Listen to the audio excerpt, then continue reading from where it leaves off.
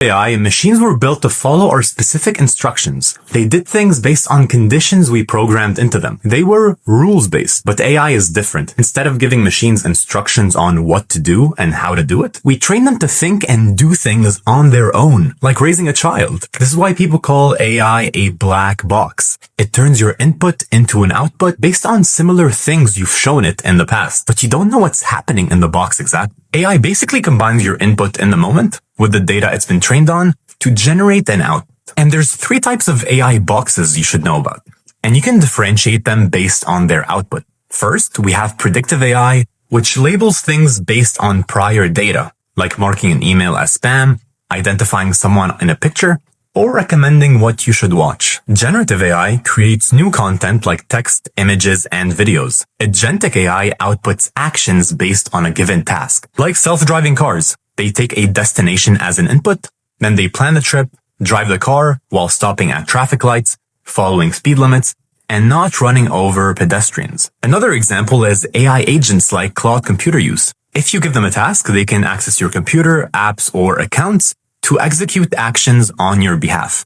These are the types of AI, but you can also define AI by its level of intelligence. Narrow AI is built for specific tasks, which applies to all AI systems we have today. Artificial General Intelligence, or AGI, is theoretical for now, but would match human intelligence across all tasks and scenarios. But nobody agrees on a formal definition of what AGI actually is. And finally, Artificial Superintelligence is also theoretical, but would surpass human intelligence by far. Chapter 2. How AI is created. Imagine you adopted a pet robot, and you wanted to teach him how to think and do things on his own. This is called machine learning, and there's 3 ways you can do this. You could take your robot around the world and point at every object to teach him what it is, over and over again.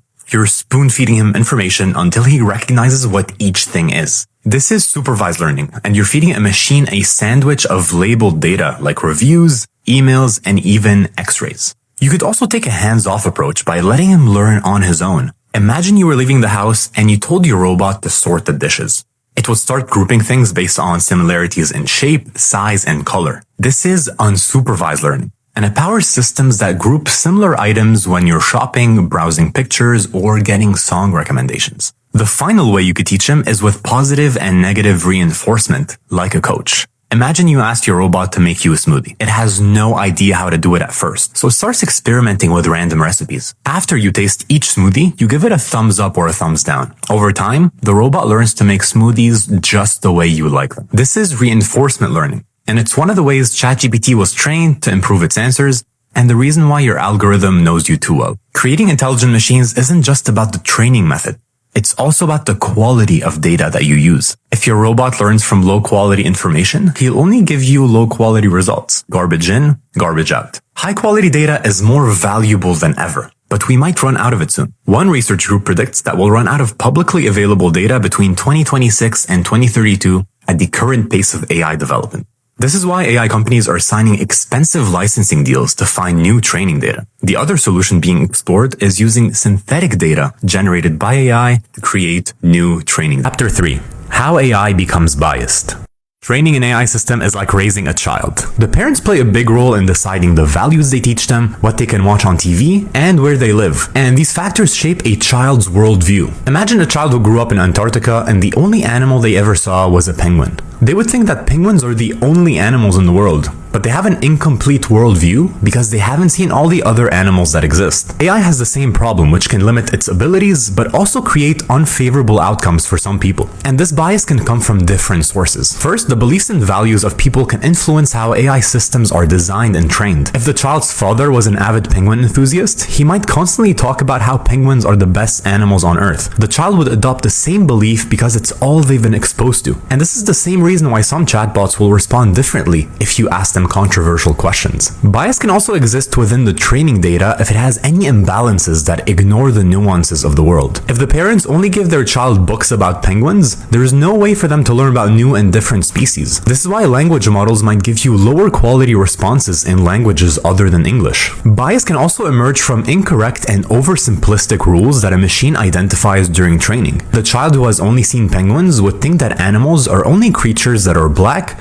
white, and have flippers. And This is why image generators associate certain jobs with specific genders and races. Unfortunately, there's no reliable solution to eliminate bias from AI. After all, bias is part of being human, and if we're trying to replicate the way humans think and act, bias is inevitable. AI is only a mirror image of us after all. Chapter 4. How AI generates text. Imagine you wanted to become a DJ. You would start by listening to as many songs as possible. You would break down each song to analyze the sequence of beats and instruments that were used. And after lots of listening, you become comfortable creating unique beats and mixes that sound good to the ear. Large language models are built in a similar way. They're trained on millions of pages of text. Each piece of text is broken down into tokens, which are numerical representations of words. With billions of examples, machines can remember the sequences of tokens to create language that sounds good to the ear. Asking AI to generate text for you is like requesting a song from a DJ. Based on your request, the songs learned during training, and the mixers, the DJ creates a unique music mix for you. With language models, your text prompt is combined with the training data and parameters to create a new mix of text. Text generation is like a math formula. It takes your inputs, multiplies them by specific parameters to give you a token of text. Except that language models have billions of parameters. AI generates this new mix of text by predicting the sequence of tokens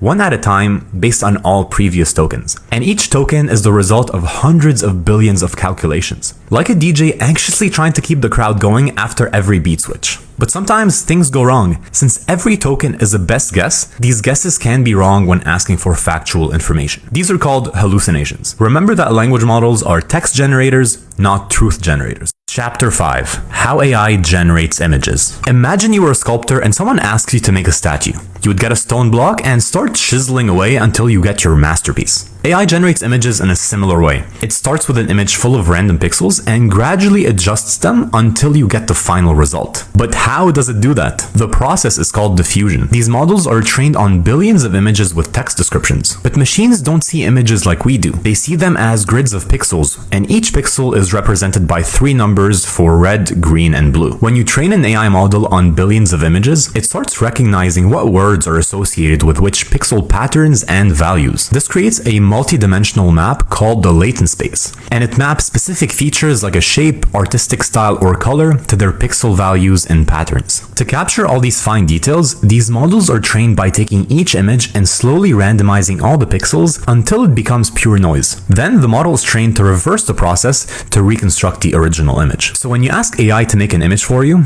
it's replicating that reversal process by taking an image with random pixels, adjusting the pixel values based on the latent space until it constructs the image